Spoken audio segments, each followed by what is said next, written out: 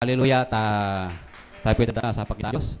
At bago ko tawagin natin, Pastor, awitin natin ang awit na I Love Him. Brad, sa kayo, pay. Hallelujah.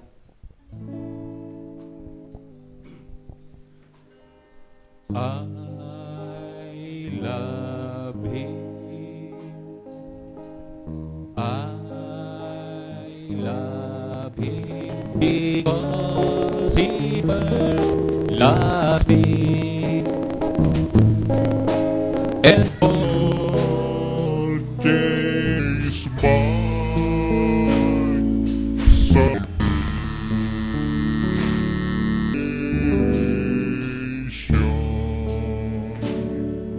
on Calvary.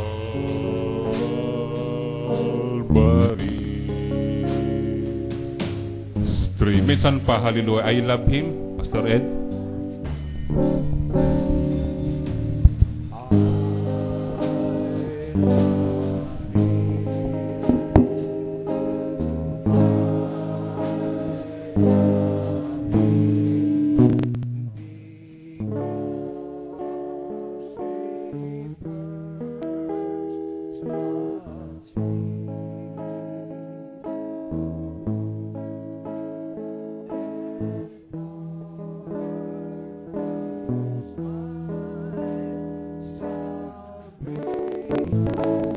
Amen. Lord, hallelujah. Glory to Jesus. Amen. Let's pray. Mapagpalang Diyos, Maraming pong salamat sa gabing ito at dinako mo kami sa iyong gawain at sa panambahang ito. Panginoon, muli mo kaming abutin at katagpuin sa aming pag-aaral at sa aming ng iyong makaran. Panawang tataglayin ng sa iyong ataliwan na ng pahayagan ay siyang pagkaloob bawat isa. Mula sa mo yung gabi. Amen. Ito ang lahat na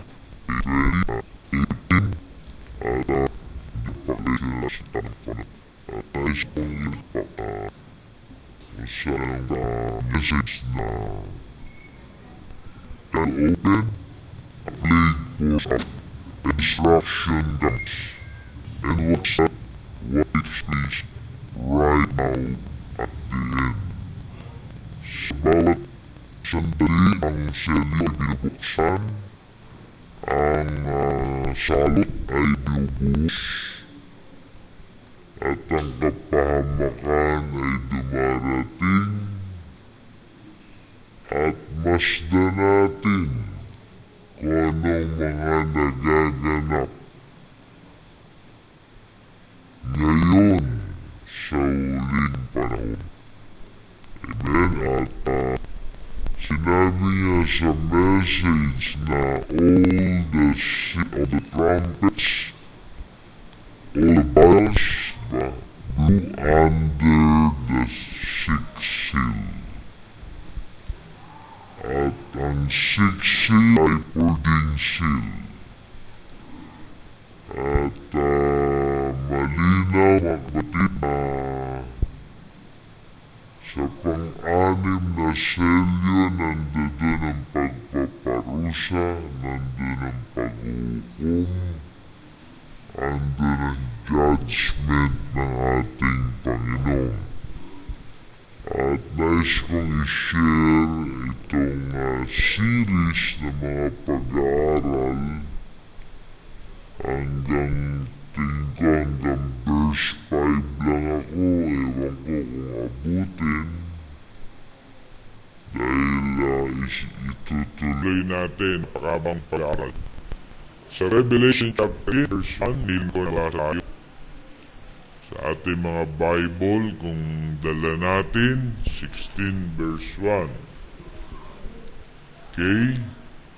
And I heard sing to the seven angels, go your ways, and pour out the vials of the wrath of God upon the earth. At narinig ko ang isang malakas na tinig na mula sa sanktuaryo at nagsasabi sa 7 anghel, humayo kayo at ibuhos ninyo ang 7 mangkok ng kagalitan ng Diyos sa lupa. At humayo ang una at ibinuhos ang kanyang sa lupa at naging sugat na at mabigat sa mga tao ay tandaan ang sa kanyang ram. At nagkalang kanyang mangkok sa dagat at naging dugo na gaya ng isang patay. Gaya ng isang patay at bawat kaluluwang may buhay sa makatuwid ay nangasa dagat ay nangamatay. At ibinuhos ng ikatlo ang kanyang mangkok sa mga ilog at sa mga bukal ng tubig na naging dugo. At narinig ko ang anghel ng tubig nagsasabing, "Matit ka na yun at nang nakaraan banal sapagkat humatol ka na gayon. Sapagkat ibinuhos nila dugo ng mga banal at ng mga propeta at pinainom mo sila ng dugo. Ito'y karapat-dapat sa kanila." At narinig ko ang dambana na nagsasabing, "Oo, Panginoon, Diyos, na makapangyarihan sa lahat. Tunay at matuwid ang iyong mga hatol." Okay, siguro hanggang 7 lang muna tayo. Ang Diyos ang magpala sa bawat salitang ito. So, usapan natin itong the mystery of the 7 vials. Amen. At hindi ko alam kung karating tayo sa 7, tapos na ang oras natin. Pero ating tingnan kung paano, kung hanggang saan tayo aabot dito. Sabi sa message, okay, do you understand Daniel 7th week now? See now, when we go on into these seals and things, breaking seals, first one comes forth, a white horse rider, he's got loins and a bow in his hand. That's who the guy is. Okay, what's the pale horse? Ride after him. Watch who it is, and look how he come in. Watch those 144,000 come in. Watch that sleeping virgin when she comes up. Then watch all these things take place. The pouring out of the vials, the woes, and the 3 unclean spirits like frogs. Watch those things, how they fit right in those plagues. And exactly when they poured out, every time a seal open, a plague pours out, and destruction comes. And watch what takes place right at the end. Kaya makikita mo lamang, no, ang lahat ng mga bagay sa huling panahon. Amen? Ang mga bagay na kung saan ay naganap. And I heard a great voice out of the temple saying to the 7 angels, "Go your ways." Binigay ang signal. Pour out the vials of the wrath of God upon the earth. And the first went and poured out his vial upon the earth. And there fell a noisome and grievous sore upon men, which had not had the mark of the beast upon them, which worship his image. Tandaan natin yung verse 2, mga kapatid. Ang tatanggap ng mangkok ng salot ay yung sumamba sa larawan at tumanggap ng halimaw. Amen. Tumanggap ng tinatawag na mark of the beast. So ito po ay tinatawag na wicked. Every wicked, di ba? Sealed or sealed under the vials. Lahat ng mga masama at ng wicked, sila ay nakapaloob sa tinatawag na mangkok ng tinatawag na kapigatian ng salot. Kaya lahat ng magtatamasa ng tinatawag na mga bagay na yan ay ito'y kaparusahan na ipinataw ng Diyos sa sangkatauhan. Sapagkat every messenger na nagpipreach, pag may rejection, merong consequence. Merong tinatawag na plague. Pag may rejection, na open seal, tumanggap ang bawat bride na nakapaloob sa unang selyo, pangalawang selyo, pangatlong selyo, pero outside the seal at nag-reject sa message, a plague pours out and a destruction comes. Amen? Kaya makita natin ang una na kaganapan ay ang tinatawag na bile upon the earth. And there fell a noisome and grievous sore upon the men,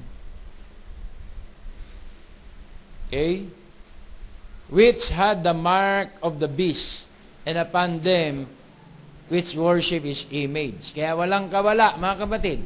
Kung ikaw ay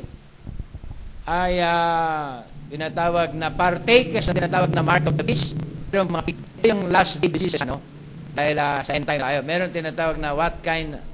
Morgellons disease. Meron binabanggit na Morgellons disease. Magsisimula siya na ganyan.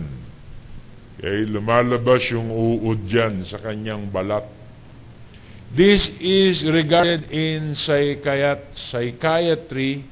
as delusional parasitosis. Treatment involves use of very low doses of risperidone or pimozide, which has effect on delusion as well as itching, caution against self-treatment with insecticides or local remedies. So, meron na tawag na Morgellons disease related dito sa tinatawag na flesh-eating bacteria na lumaganap ng panahon pa lang. May mga noong 2010. Okay?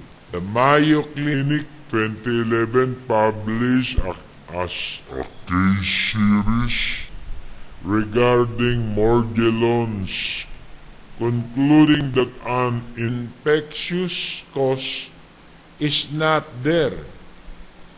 In many cases, patients with this condition are very resistant to even consider a psychiatric cause for this awful delusion of infestation like worms coming out of the source of their skin. Kaya wag yun na flesh-eating bacteria. Another case, Colorado man, recovering, meron din ganon, serious flesh-eating bacteria infection. Okay? The survivor of the horrible disease was treated, including put into medically induced coma, and ultimately received full skin grafts. Was recently in Colorado. The flesh-eating bacteria is actually a related rare bacterial infection, technically known as necrotizing fasciitis. Okay.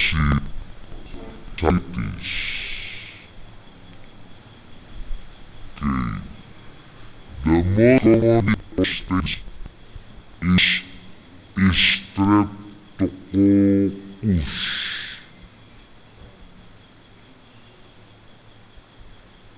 And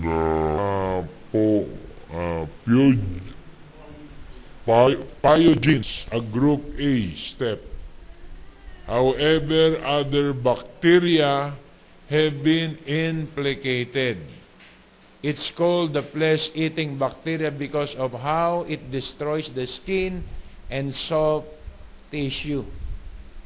This is the same bacteria that cause relatively mild infection like strep throat and impetigo. However, rarely strains on the bacteria produce toxins, enzymes that makes the infection spread quickly through the flesh. Though rare, it is a very serious with a rate of approximately 30%.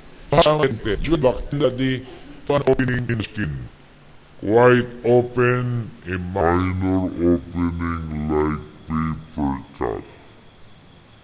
It can also happen following a major trauma or surgery, and in some cases, there appears to be identifiable point of entry. The bacteria is transmitted through respiratory droplets or contacts with the secretions from someone who has group A strep, and this gets on person's hands or directly into a wound. According to WebMD, the symptoms of necrotizing fasciitis start with the pain from an injury that gets better over 24 to 36 hours, then suddenly gets worse. Often the pain is much worse than would be expected from the size of the wound or injury. So ito po ay isa lamang sa mga tinatawag na plague, okay, at bacteria na related din sa tinatawag na sa Pangasinan mysterious disease, diba? Na kinatatakutan. Okay? At marami pa pong mga sakit na ayon dito sa unang pagbuhos ng vial ay makikita natin dito yung tinatawag na diseases ay nag-spread. Okay? Tignan natin yung mga iba pang story ng tinatawag na diseases na kumalat. Tinawag na Black Death noong 1348. Okay, coming out of the east, the Black Death reached the shores in spring of 1348. As death unprecedented in world history. By the time the epidemic played itself out 3 years later, anywhere between 25% and 50% of Europe's population had fallen victims to the pestilence. Hanggang 50%, 50% ng mamayan. The plague presented itself in 3 interrelated forms. The bubonic variant, the most common, puro sugat yan eh. And its name from the swelling of buboes that appeared on a victim's neck, armpits, or groin. These tumors could range in size from that of an egg to that of an apple, although some survived. The painful ordeal, the manifestation of these lesions usually signal the victims had a life expectancy of up to a week. Yun lang, mga kapatid, ang kanyang tinatawag na taning. Infected fleas that attach themselves to rats, then to humans, spread this bubonic type of the plague. A second variation, pneumonic plague, attack the respiratory system,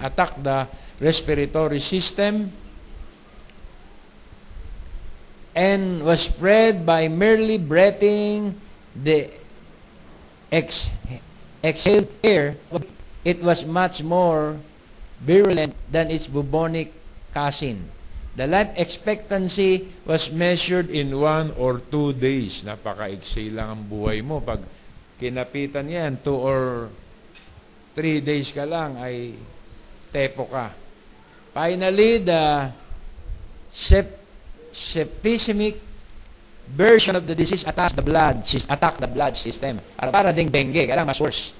Diba? Doon sa Florence, kumalat, 1349, 1348, kumalat sa lugar na yan ng Europe. Itong mga disease na to at marami pong namatay sa tinatawag na plague na yan. The plague progress, having no defense and no understanding of the cause of the pestilence, the men, women, children caught in its onslaught were bewildered, panicked, and finally devastated. The Italian writer Giovanni Boccaccio lived the plague as it ravaged the city of Florence in 1348. Experience inspired him to write the Decameron, a story of 7 men and 3 women who escaped the disease by fleeing to a villa outside the city. In this introduction to the fictional portion of this book, Boccaccio gives a graphic description of the effects of the epidemic on this city. Sa mga may panahon, somewhere ng Dark Ages, marami na pong namatay sa plague na yan. Yung tinatawag na vials na kung saan ay binuhos, mga mangkok ng salot. The signs of impending death. May mga symptoms siya. Diba? Where a gush of blood from the nose was the plain sign of inevitable death. Sa atin, meron yung Ebola virus, di ba, na kinatatakutan. Doon sa kanila rin panahon, ganun din. But it begins for men and women with a certain swellings in the groin or under armpit. Kilikili, nagkakaroon ng swelling. They grew to the size, yun na nga, like an apple or egg. No doctor's advice, no medicine could overcome or alleviate this disease. An enormous number of ignorant men and women set up as a doctors in addition to those who were trained. Either the disease was such that no treatment was possible, or the doctors were so ignorant that they did not know what caused it, and consequently do not administer the proper remedy. In any case, very few recovered. Most people died within about 3 days of the appearance of the tumors described. Kakaiba po mga kapatid na klaseng tumor. 3 days lang yung expectancy, life expectancy. Okay? The body of disease was such that the sick communicated it to the healthy who came near them, just as a fire touches anything or only near it. And it even went further. To the sick brought infection and a common death to the living. And moreover, to touch the clothes or anything else the sick had touched or worn gave the disease to the person touching. So, marami pa po yan, mga kapatid, na istorya tungkol sa nangyari dito sa tinatawag na plague, ng tinatawag na mga Middle Ages.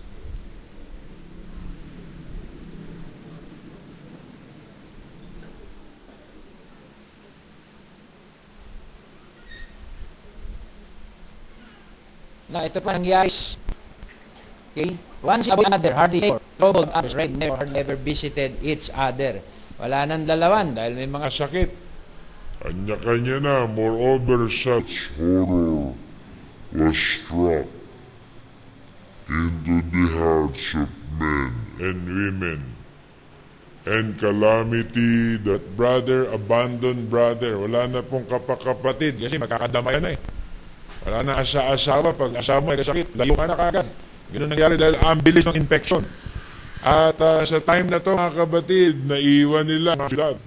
Ang mga syudad nasa kalye, nakabulakta sa mga bahay. Walang naglilibing, walang tumutulong. Ganun po, mga kapatid, ang nangyaring plague na to sa panahon na yon. Since the sick were thus abandoned by the neighbors, relatives, and friends, while servants were scarce, a habit sprang up which had never been heard of. You noble women, when they fell sick, did not scruple to take a young or old man servant, whoever he might be, and with no sort of shame expose every part of their bodies to these men, as if they had been women, for they were compelled by the necessity of their sickness to do so. This perhaps was cause of looser morals in those women and women who survived. Nawala ang moral ng mga kababaihan, di ba? Ang kaniyang pinagbibili nila ang kanilang sarili dahil wala na, hopeless na sila. Sila lang ay makadeliver sa mga sakit. May mass burial. The plight of the lower and most of the middle classes was even more pitiful to behold. Most of them remain in their houses, either through poverty or in hopes of safety, and fell sick by thousands, since they received no care. Attention, almost all of them died. Papayal sila na men, nakisamba, no? Sa tinatawag mark of the beast. At almost all of them ended their lives in the streets, both at the night and during the day, and many others who died in their houses were only known to be dead because the nation smelled their decaying bodies. Malalaman na ng mga kapitoy, patay na sila doon. Nangangamoy na yung kanila mga bangkay. Wala lumalapit. Diba? Dead bodies filled every corner. Most of them were treated in the same manner by the survivor. Concerned, ran and moved toward the dead. With the aid of patters, they could get them. They carried the bodies out of the houses and laid them at the door, where every morning quantities of the dead might be seen. Then were laid on theirs, lacking on tables. So, makita natin, citizens of Tornal, Bari Plague's victims, they are fortunate of the coffins victim. Mapalad pa yun kapag sila ay may kabaong. Amen. Pero kadalasan, mga kapatid, ay wala na pong tinatawag na kabaong. Now, this scripture, basahin natin yung tinatawag na verse 3.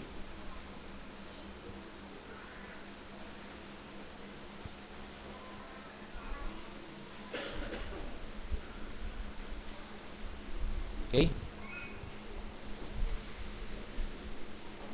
Verse 3. And Saint George out his body, and it became as blood of dead man. Meron ding correlation itong tinatawag na second bayaw sa second trumpets. Every trumpets, papansin mo ay may connection yung kanilang tinatawag na plague. Sa Revelation, tignan din natin yung tinatawag na second trumpet, kung di ako nagkamali, sa chapter 8. Tignan natin, Brother Ryan, scrollin mo. Ano yung chapter 8? Blood. And the water became blood then. Ba, sa Revelation chapter 9? Sige, Brad. Chapter 9. Verses 1 hanggang 3 yan. Nandiyan yan. Yan.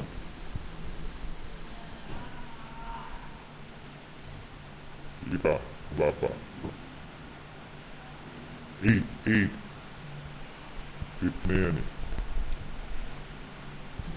So, sa chapter 8 ng Revelation, baba pa uli, yung tinatawag na trumpets, 9 verse, siguro nasa 5 yan or 4.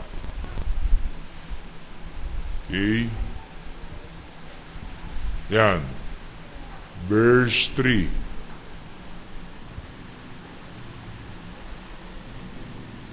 Verse 1 and 2, 9, yan. Tip pa rin ba yan? Chapter 8 pala, chapter 8. Up, lumampas. The first angel sounded, and there followed hail and fire, mingled with blood, and they were cast upon the earth. And the third part of the trees was burned up, and all green grass was burned up. Dahil sa chapter 8, yung trumpets ay para sa Jews. Diba? Kaya third part lang lagi, mga kapatid, ng trees, third part of the earth, third part of the green grass was burned up.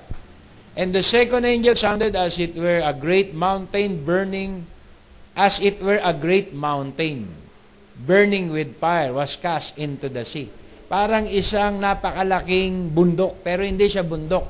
Para lang siyang isang napakalaking bundok.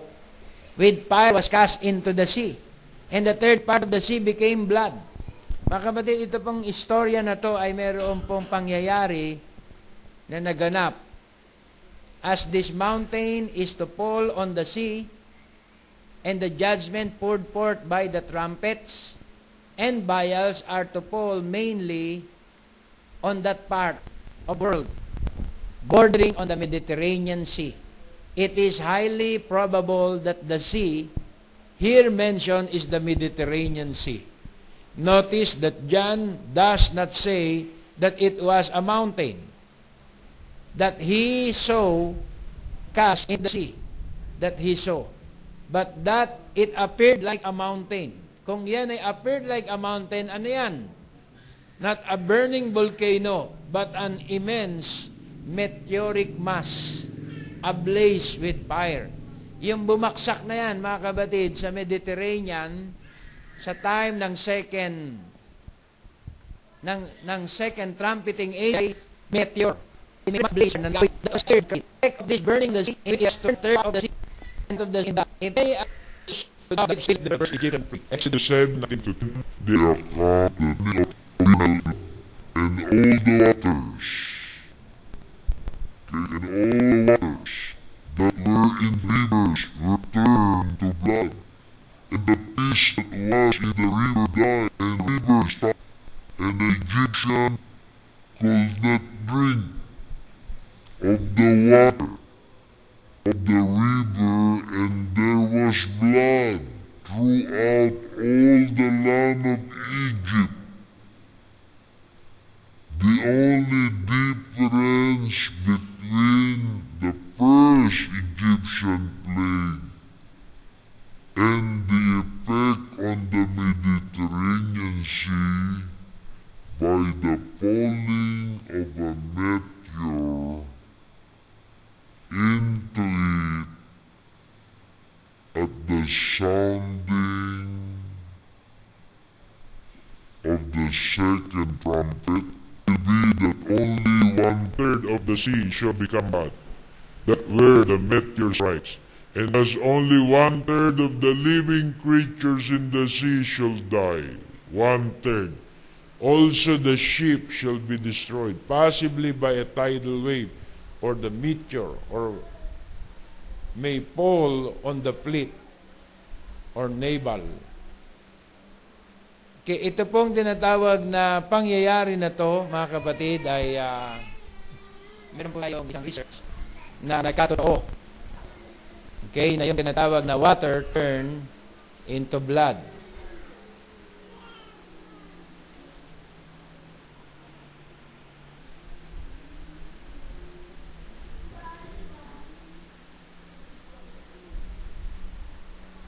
Dito sa China, merong isang tinatawag na pangyayari ay yung pinakamalaking ilog ng China ay naging kulay dugo ang kanilang tubig. Okay? Tayo. Meron ka ba dyan? Ay, hindi na wala. Ayan. Anong pangalan yung river na yan? Ayan. Yangtze River turns red and turns up a mystery. Yung buong ilog na yon, napakalaking ilog, ang pinakamalaking ilog sa buong mundo, na dating tinatawag nilang Golden River, ngayon ay tinatawag na Bloody River. Of course, sa mga isda ay naapektuhan. Ang mga kabuhayan ng pangingisda ay naapektuhan. Dahil doon sa tinatawag na bloody rivers na yan na nangyari. Okay? At isa pa yung tinatawag na isang maliit na ilog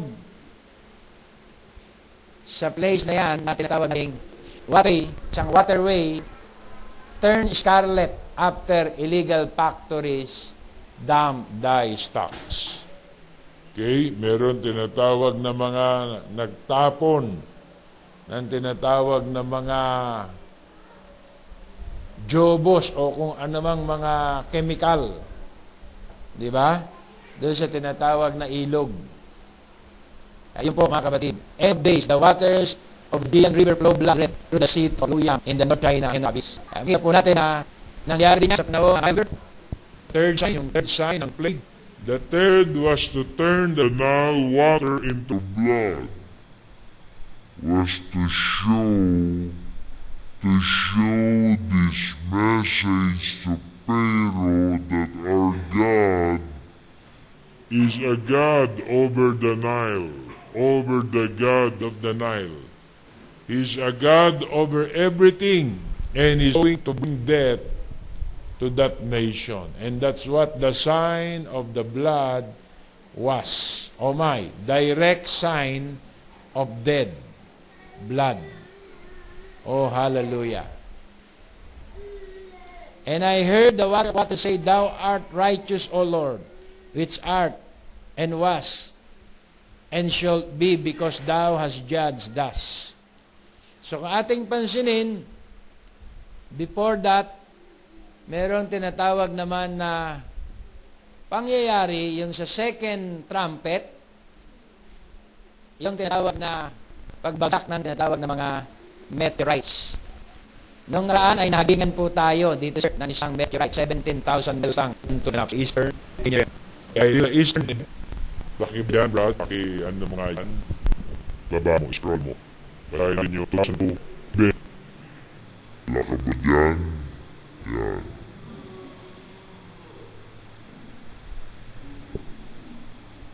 Sa taas.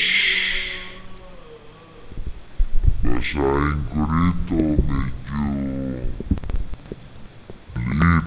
Kasi between energy, explosion over resiliency.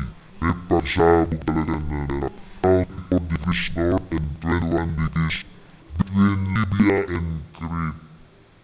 On June 6, 2002, the explosion similar in power to a small atomic bomb. Okay, wala po tayong kamuwang-muwang doon. May sumabog pala doon sa Libya, sa Mediterranean Sea, na isang meteorite. Has been related to a small asteroid. Undetected while approaching Earth. The object disintegrated in air, burst, impact, and no meteorites fragments were recovered. The air burst occurred over the sea.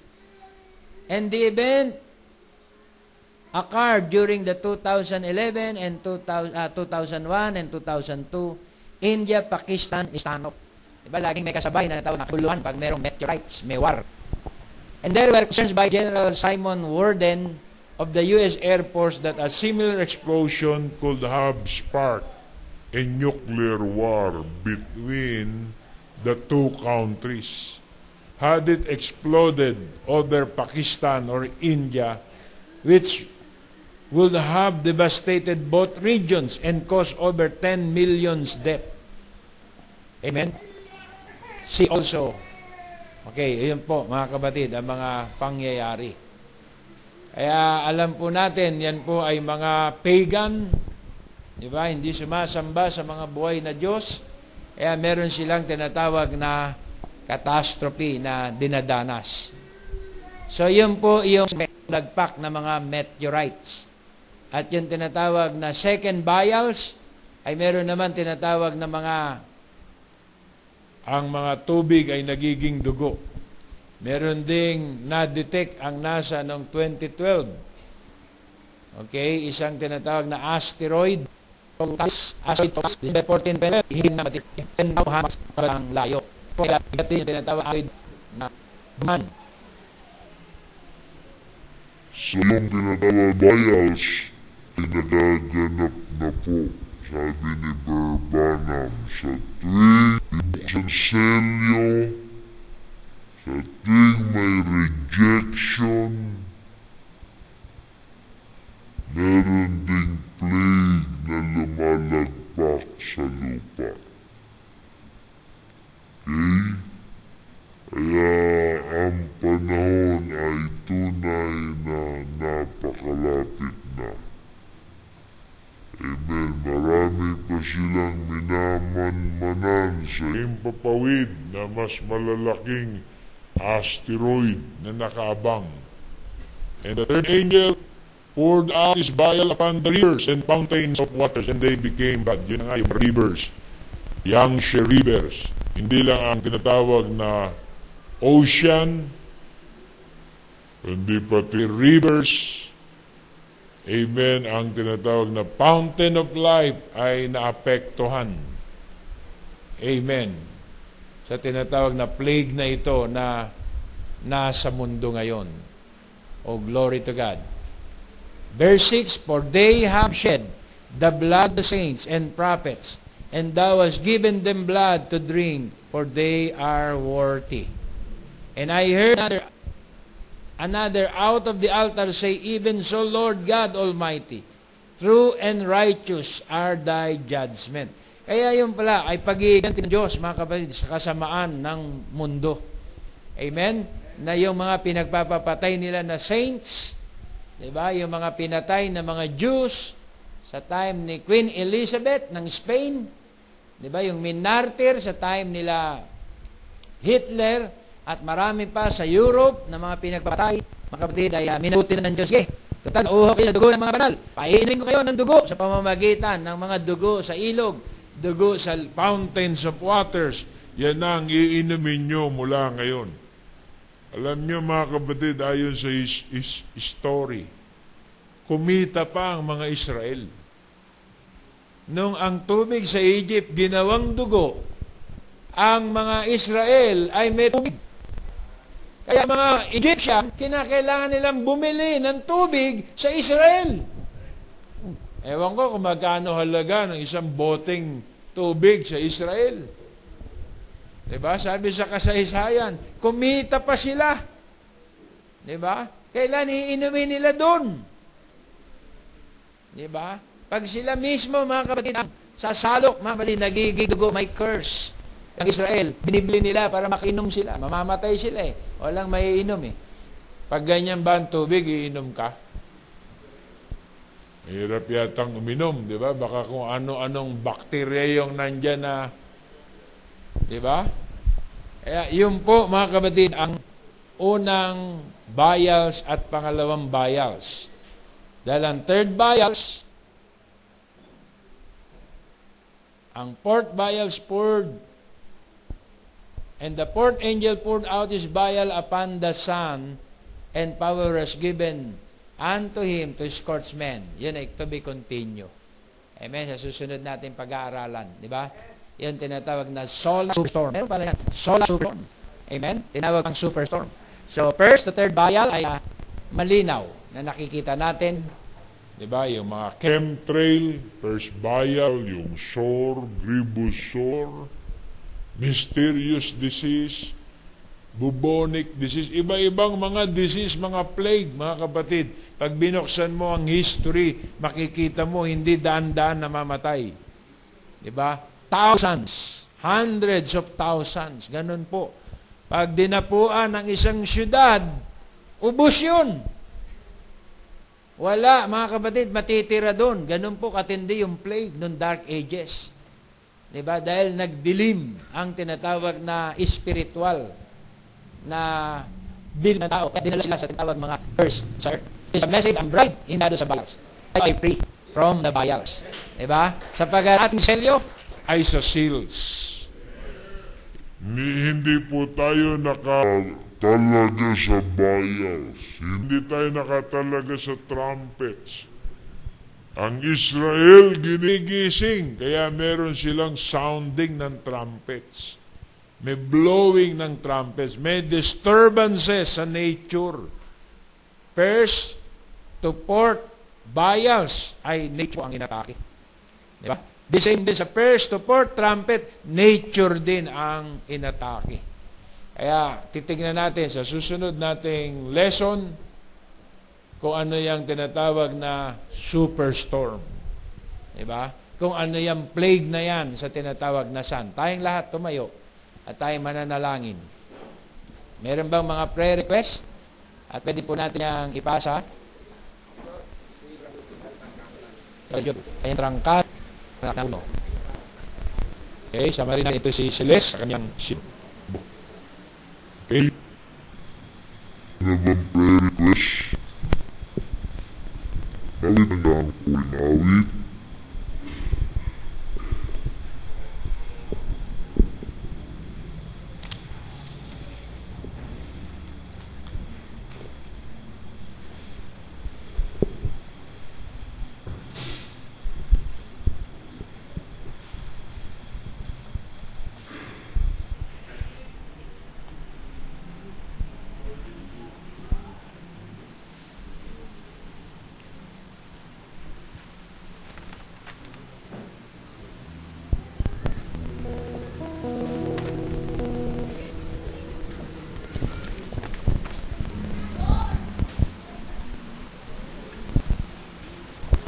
The Day of Redemption, 161.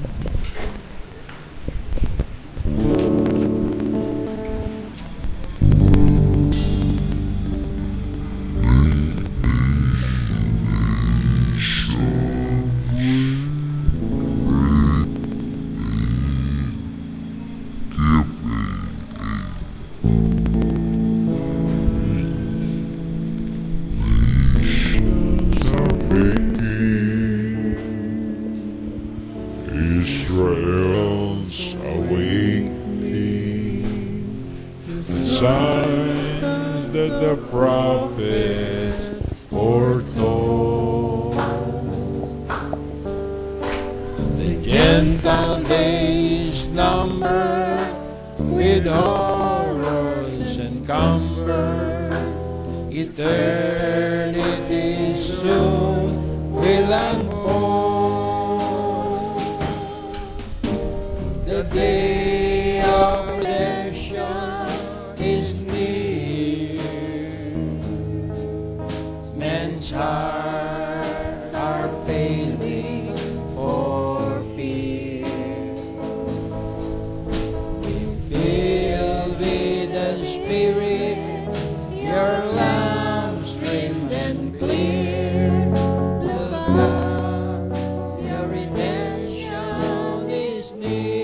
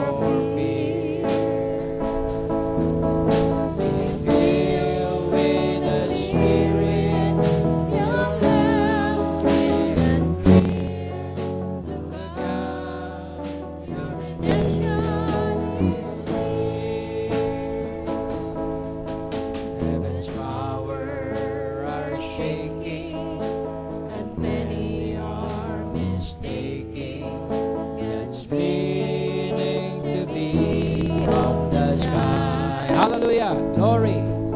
God's church is the power that's shaking this hour. The day of redemption is nigh. The day of redemption. The day of redemption is near. Hallelujah.